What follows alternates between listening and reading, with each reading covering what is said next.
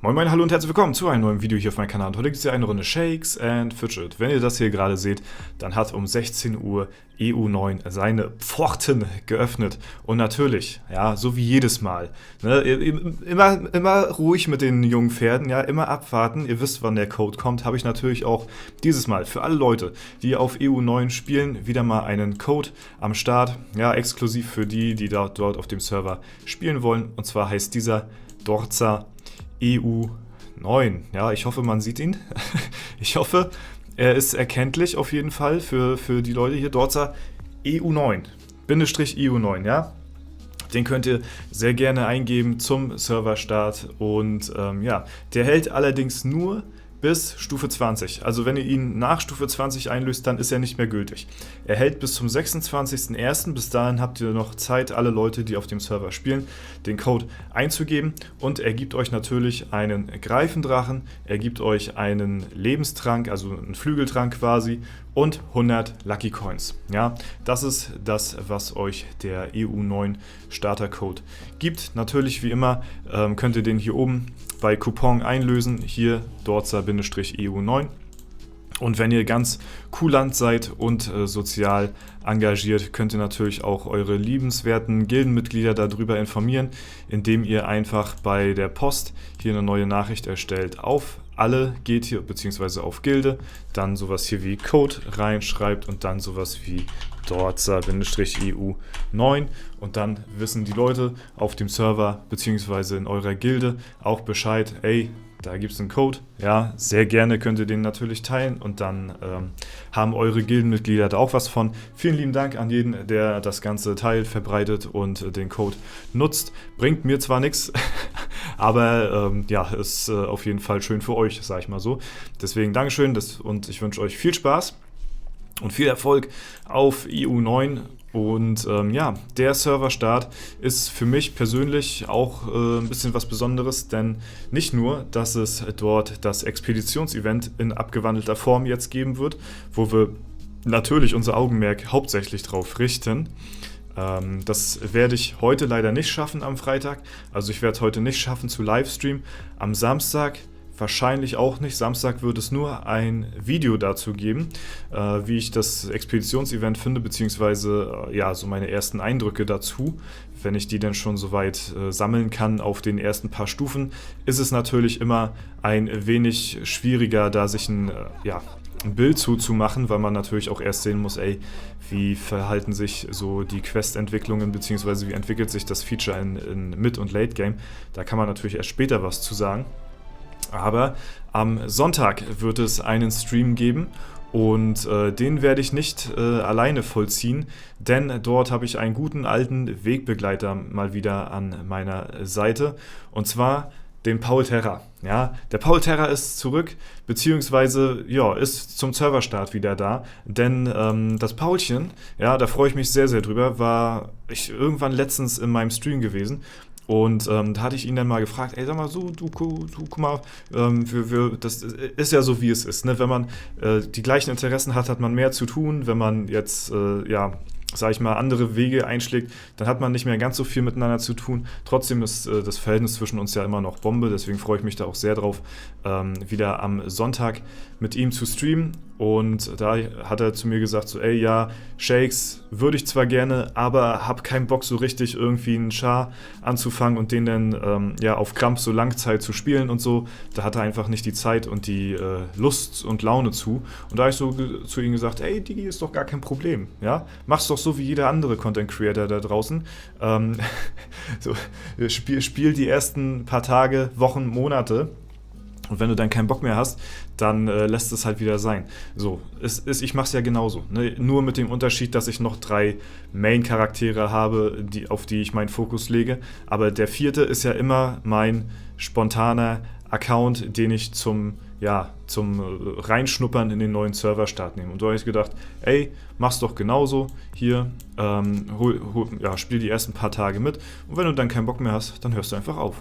Ja, so einfach ist das. Ja, man muss es halt nur vorher kommunizieren. Das ist halt das Ding. So, ne? Ich sage ja auch jedes Mal, wenn ich irgendwo eingeladen werde in eine Gilde. Übrigens bin ich wieder beim El Chefe in der Gilde. Ja, Grüße gehen raus an der Stelle. Er hatte mich nach meinem Video, wo ich gesagt hatte, ey, ich habe noch nix. Ja, da kamen tatsächlich ein paar Angebote um die Ecke, muss ich sagen. Deswegen Dankeschön an jeden, der mich da eingeladen hat über Discord und so, ne, mir da eine Einladung geschrieben hat. Freue ich mich sehr. Aber der El Chefe, der war tatsächlich am schnellsten. Ja, und deswegen habe ich ihn da auch zugesagt. Und da spielt, glaube ich, auch der Derafin wieder mit. Und ja, da freue ich mich auch, dass das Paulchen wieder mit dabei ist. Und wir werden zusammen am Sonntag, wie in alten Zeiten, zum Serverstart zusammen streamen. Und ja, freut uns sehr, dass wir für euch denn zusammen wieder ein bisschen streamen dürfen und Zeit verbringen. Und ja, ganz easy, ganz spontan.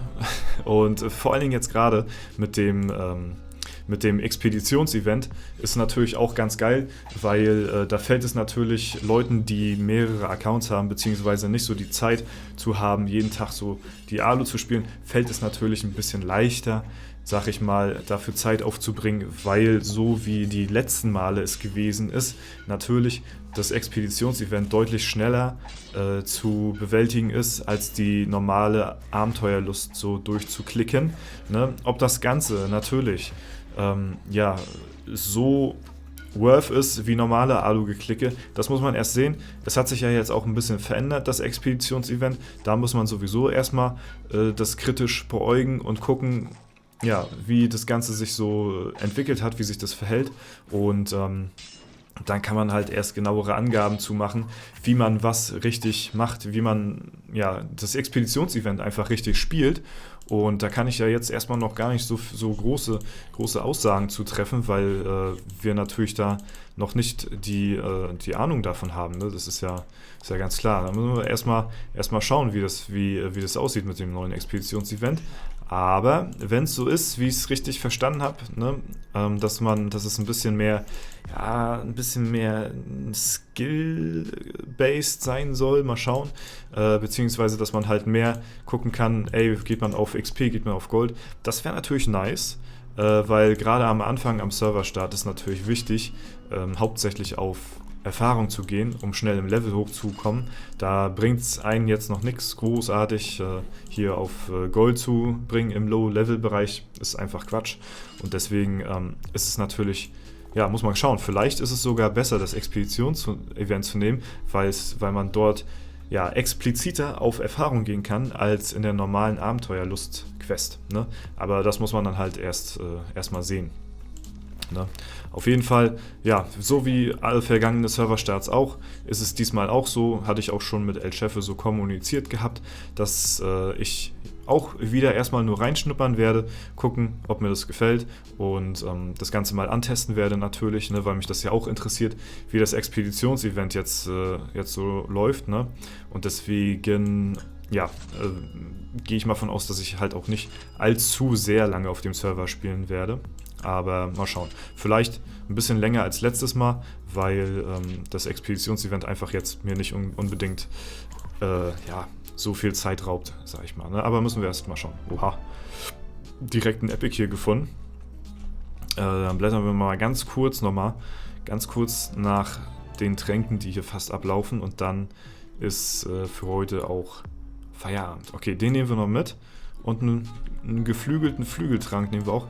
Die können wir eigentlich auch mitnehmen, weil jetzt haben wir gerade hier den Special Offer für Sanduhren.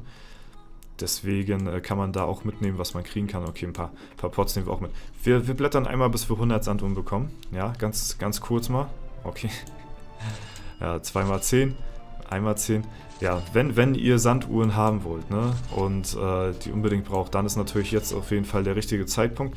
Ich weiß nicht, ob es im Webshop jetzt gerade wieder Sanduhren-Aktion gibt oder ob Sanduhren-Aktion ist, kann ich euch jetzt nicht gerade sagen, aber meistens geht das ja immer mit einher, wenn, oh, da haben wir es, sehr schön, wenn Sanduhren-Aktion hier im Shop ist, dann ist meistens auch im Webshop was, kann ich ja ganz kurz mal auf ganz schnelle Welle mal reinschauen.